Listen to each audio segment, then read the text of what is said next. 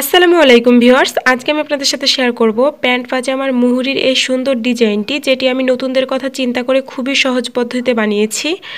আর আজকের পর্বে আমি শুধুমাত্র মুহুরির এই সুন্দর ডিজাইনটি তৈরির নিয়ম শেয়ার করব। আর প্যান্ট পাজামা কিভাবে বানাতে হয় সে বিষয়ে আমার চ্যানেলে অলরেডি একটি ভিডিও দেওয়া রয়েছে। আপনারা এই ভিডিওর শেষে এন্ড স্ক্রিনে এবং এই ভিডিওর ডিসক্রিপশন বক্সে সেই ভিডিওর লিঙ্ক পেয়ে যাবেন। তো এখন আমি শুধুমাত্র মুহুরির ডিজাইনটি শেয়ার করব। তো ডিজাইনটি করার জন্য এখানে আমি 2 টুকরা কাপড় নিয়ে নিয়েছি দুটি পায়ের জন্য। কাপড় দুটি চওড়ায় আছে 15 ইঞ্চি পরিমাণ এবং লম্বায় আছে 5.5 ইঞ্চি পরিমাণ। তো এখানে আপনারা কাপড়টি চওড়া কিভাবে নেবেন সেটা বোঝার জন্য আপনারা যে পাজামাতে ডিজাইনটি করতে চান সেই পাজামার মুহুরির চওড়া থেকে এক্সট্রা 4 বা 5 ইঞ্চি পরিমাণ কাপড় বেশি নেবেন। তো এবার আমি যে কোনো একটি কাপড় নিয়ে নিচ্ছি এবং তার উপর স্কেলটিকে কোণা করে রেখে 1 স্কেল পরিমাণ চওড়া করে দুই সাইডে দুটি দাগ কেটে নিচ্ছি। তো এইভাবে করে 1 স্কেল পরিমাণ চওড়া অনুযায়ী পুরো কাপড়টিতেই কোণা করে দাগগুলো কেটে নিতে হবে। তো এক সাইডের দাগগুলো কেটে নেওয়া হয়ে গেলে বিপরীত দিকের দাগগুলোকেও কেটে নিতে হবে। তো আশা করি বিষয়টি বুঝতে পারছেন। তো এই সাইডেও আমি 1 স্কেল পরিমাণ চওড়া অনুযায়ী দাগগুলো কেটে নিচ্ছি। তো এইভাবে করে পুরো কাপড়টিতেই কিন্তু দাগটি কেটে নিতে হবে।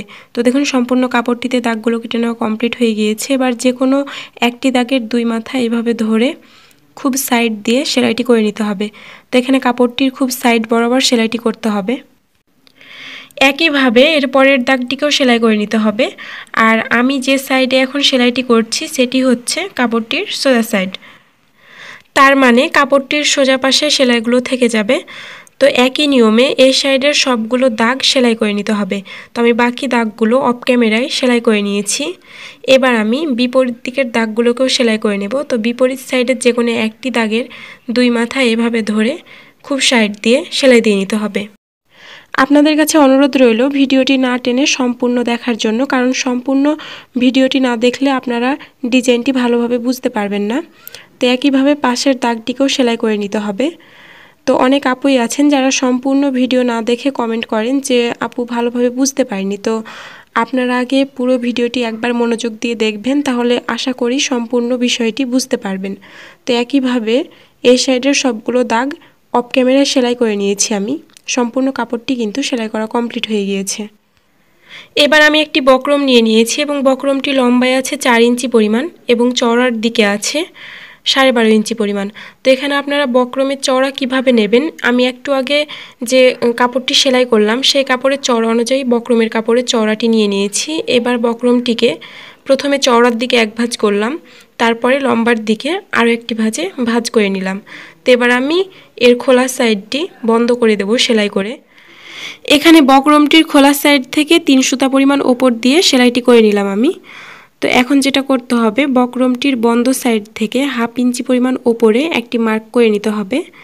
তো এই মার্ক করা জায়গাতে লম্বা করে একটি দাগ কেটে নিতে হবে। তো আমি স্কেলের সাহায্যে লম্বা করে একটি দাগ কেটে নিলাম। তো এবার বক্রমটির খোলা সাইড থেকে 1 ইঞ্চিতে একটি মার্ক করতে হবে। তারপর বক্রমের বাকি অংশের ওপর ফিতাটিকে রেখে 2 ইঞ্চি পর পর মার্ক করে নিতে হবে।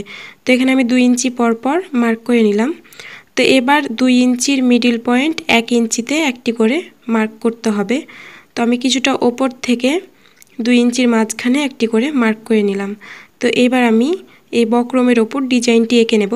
তো আমি কিভাবে ডিজাইনটি এঁকে নিচ্ছি আপনারা একটু খেয়াল করে দেখুন। আপনারা একটু মনোযোগ দিয়ে দেখলে নিজেরাও তৈরি করতে পারবেন। তো এইভাবে করে কিছুটা অর্ধচন্দ্রাকার শেপে ডিজাইনটি এঁকে নিতে হবে। আমি সবসময় চেষ্টা করি যে কোনো কিছুর ডিজাইন আপনাদের সাথে সহজভাবে শেয়ার করার জন্য। তারপরে ভিডিওর কোনো অংশ বুঝতে কোনো সমস্যা হয়ে থাকলে অবশ্যই আমাকে কমেন্ট বক্সে কমেন্ট করে জানাবেন।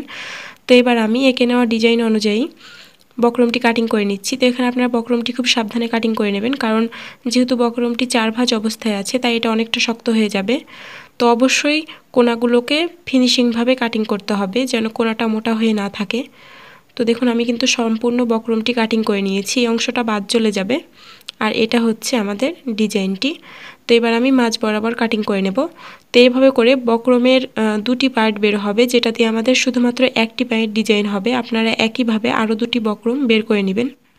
এখানে আমি একটি কাপড়ের টুকরো নিয়ে নিয়েছি। এই কাপড়টি লম্বার দিকে বক্রমটির সমান রয়েছে এবং চওড়ার দিকে বক্রম থেকে 1 ইঞ্চি পরিমাণ বেশি রয়েছে। তো এবার এই কাপড়টি দিয়ে বক্রমের এক সাইড মুড়িয়ে সেলাই করে নিতে হবে। ডিজাইনটি দেখতে জটিল হলেও তৈরি করা খুবই সহজ, যেটা নতুনরাও খুব ইজিলি তৈরি করে নিতে পারেন। তো এভাবে এক সাইড মুড়িয়ে নেওয়া হয়ে গেলে আমরা এখন আগের সেলাই করা কাপড়টি নিয়ে নিচ্ছি। এই কাপড়টির ওপর মানে সেলাই করা বক্রমের এই কাপড়টিকে এইভাবে করে উল্টোভাবে রেখে এই যে বক্রমের চারপাশ দিয়ে সেলাইগুলো করে নিতে হবে। তো এখানে সেলাইটি অবশ্যই কাপড়ের ওপর দিয়ে করতে হবে, বক্রমের ওপর কোনো রকম সেলাই ফেলা যাবে না। নিচের মুহুরির কাপড়টিকে রেখেছি আমি সোজা সাইডে এবং ওপরের বক্রমের কাপড়টিকে রেখেছি উল্টো সাইডে, এবং দুটি কাপড় সমান করে মিলিয়ে ধরে বক্রমের খুব সাইড দিয়ে সেলাইগুলো করে নিচ্ছি। এখানে আপনারা খুব সাবধানে সেলাইটি করে নেবেন এবং কোণার এই অংশে আসার পর সুচটিকে উঠিয়ে কাপড়টিকে একটু ঘুরিয়ে নিয়ে তারপরে আবার সেলাইটি শুরু করবেন। আর অবশ্যই খেয়াল রাখবেন যেন বক্রমের ওপর কোনো রকম সেলাই না পড়ে। দেখুন বক্রমের কাপড়টি কিন্তু আলাদাই থেকে যাচ্ছে, শুধুমাত্র বক্রমের কাপড়ের চারপাশ দিয়ে সেলাইটি হচ্ছে। প্রতিটি কোণায় আসার পর সুচটিকে উঠিয়ে কাপড়টিকে হালকা ঘুরিয়ে দেন আবার সেলাইটি শুরু করতে হবে। তো একইভাবে সম্পূর্ণ কাপড়টিকেই কিন্তু সেলাই করে নিতে হবে। দেখুন সম্পূর্ণ কাপড়টি কিন্তু সেলাই করা কমপ্লিট হয়ে গিয়েছে। এবার আমি এই সেলাইয়ের বাইরে 2 সুতা পরিমাণ কাপড় বেশি রেখে বাকি কাপড়টুকু কেটে নিচ্ছি। তো এটা লাল কাপড় হয়, হয়তো আপনারা সেলাইটা বুঝতে পারছেন না, কাপড়টা জ্বলে যাচ্ছে। তো এখানে আমি সেলাইয়ের বাইরে 2 সুতা পরিমাণ কাপড় বেশি রেখে খুব সাবধানে বাকি কাপড়টুকু কেটে নিচ্ছি। কাপড়টির কোণার অংশগুলোকেও খুব চিকন করে কেটে নিতে হবে। কোণার অংশটি যদি মোটা হয়ে থাকে তাহলে কিন্তু ফিনিশিংভাবে কাপড়টিকে সোজা করা যাবে না। তো দেখুন সম্পূর্ণ কাপড়টি কেটে নেওয়া হয়ে গিয়েছে। এবার আমি কর্নারের অংশে হালকা করে কাট বসিয়ে দেব। খেয়াল রাখবেন যেন সেলাইয়ের বাইরের কাপড় কেটে না যায়।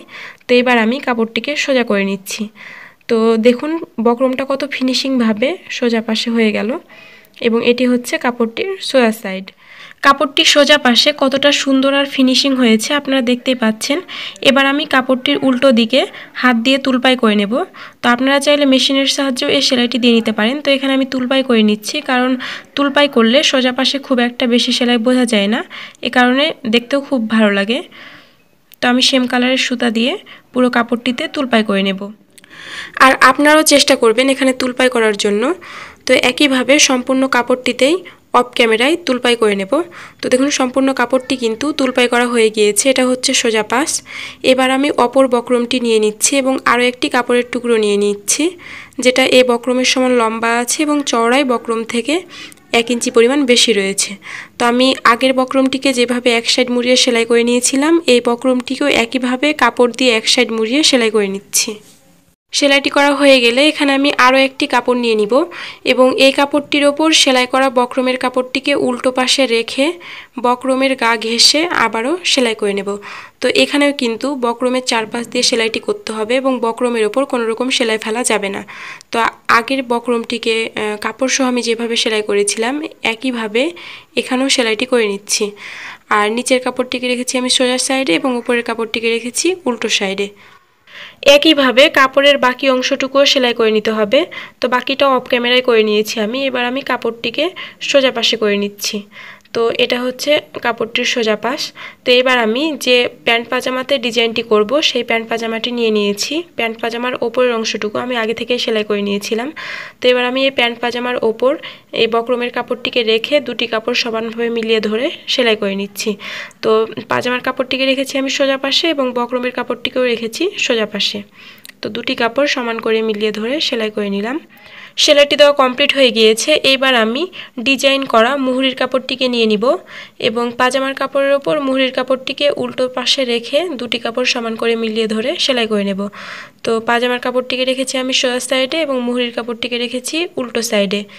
তো এইভাবে করে সেলাইটি করে নিতে হবে।